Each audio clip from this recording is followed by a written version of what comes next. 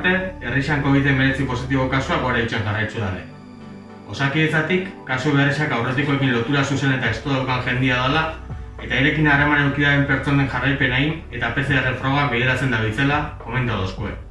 Edozein modutan, eta kasu kopuruak hasten jarraitzen da bere ikusitza, osasun sailetik beste herri batzutan ezarri diren neurri berberak martxan jartzeko agindua berehala bideratuko dozkuela jakinarazi dabe.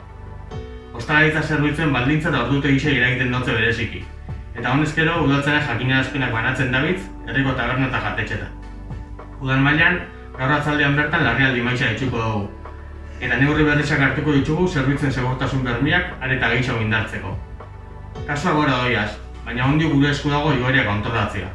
Akordau momentu honetan detektatzen den kasuetako asko eta asko asintomatikoa diela. Eta danok, norbere burua eta ingurukoak babesteko neurrizak hartu ditugula.